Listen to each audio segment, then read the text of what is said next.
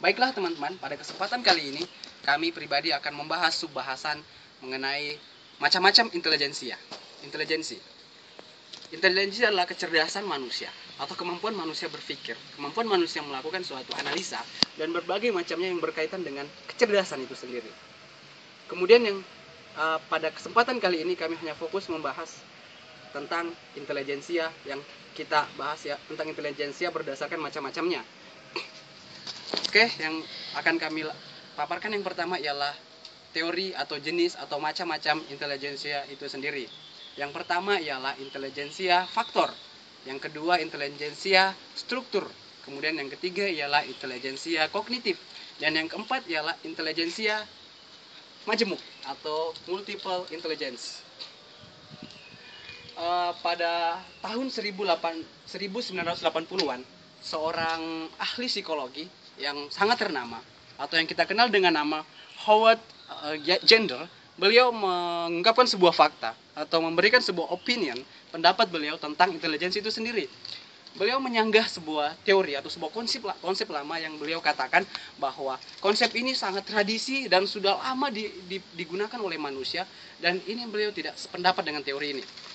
Beliau membantah tentang teori IQ itu sendiri yang kita kenal bersama, yaitu intelligence quotient. Adapun bantahan ini tidak hanya berhenti sampai di situ.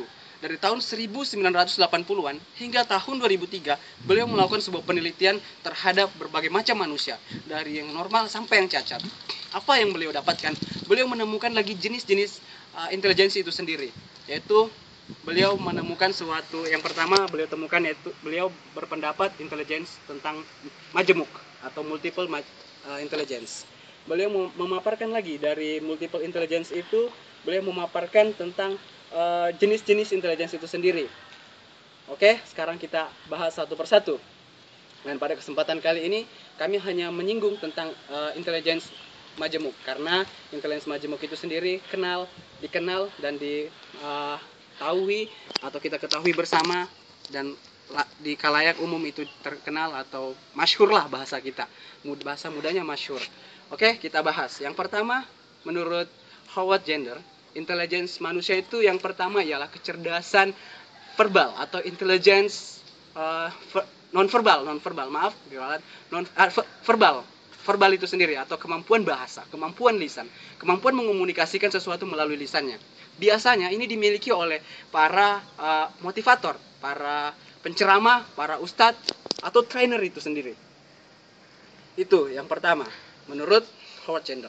Kemudian yang kedua, kata beliau, ialah kecerdasan intelijensi logika atau yang kita kenal dengan intelijensi matematik. Ini dimiliki oleh Albert Einstein, seorang ahli atau seorang ilmuwan, oleh filsuf, oleh para pemikir. Ini dimiliki oleh mereka karena memiliki kemampuan logika yang baik, menalar yang baik. Itu menurut dia. Kemudian beliau membagi lagi yang ketiganya. Yang ketiga ialah intelligence parsial, kemampuan menata ruang.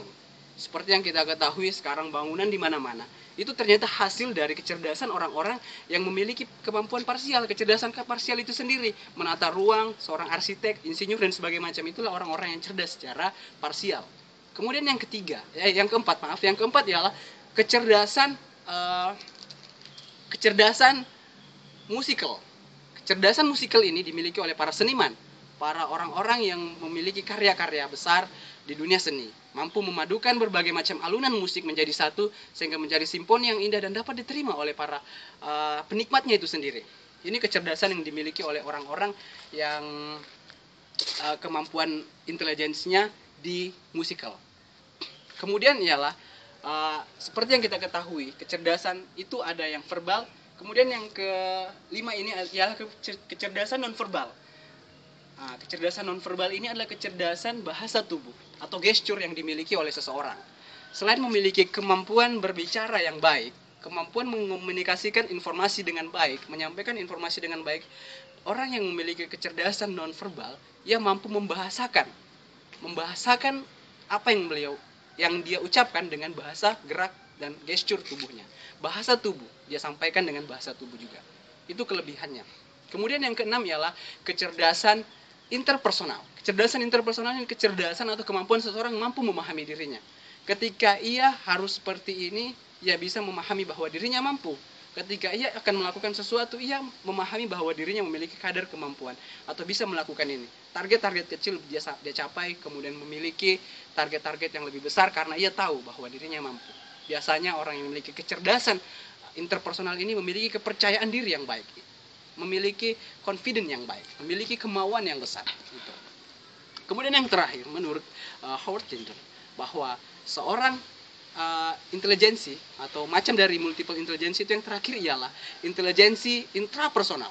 Nah, bedanya dengan interpersonal ialah interpersonal itu mampu memahami dirinya saja, tetapi dengan intrapersonal kecerdasan ini lebih dari itu. Selain mampu memahami dirinya, intrapersonal juga mampu memahami orang lain. Berdasarkan pengalaman diri, ia mampu memberikan solusi atau problem solver kepada orang lain.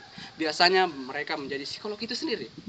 Intrapersonal bisa menjadi konsultan bisnis, bisa menjadi tempat orang bercurhat atau tempat orang menceritakan masalah, kemudian dia mampu memberikan problem solver terhadap masalahnya. Itu. Demikianlah yang kami sajikan, beberapa macam-macam tentang teori intelijensi itu sendiri. Yang dari 4 tadi kami hanya mengambil satu macamnya karena waktu dan karena yang kita kenal umumnya atau masyhur tentang multiple intelligence kami bahas tadi. Yang pertama tadi apa? Yaitu kecerdasan bahasa, kemudian kecerdasan logika, kemudian kecerdasan parsial, kemudian kecerdasan musikal, nonverbal, gestural, bahasa tubuh, kemudian interpersonal, kemudian intrapersonal. Mudah-mudahan bermanfaat dan memberikan solusi dan memberikan gambaran atau pandangan yang jelas, dan ini mudah-mudahan bisa diterima dengan baik oleh audiens atau teman-teman semuanya. Sekian dari kami, dan pembahasan selanjutnya akan kita saksikan kepada teman atau pemateri kelompok 2. Semoga bermanfaat dan salam sukses buat kita semua.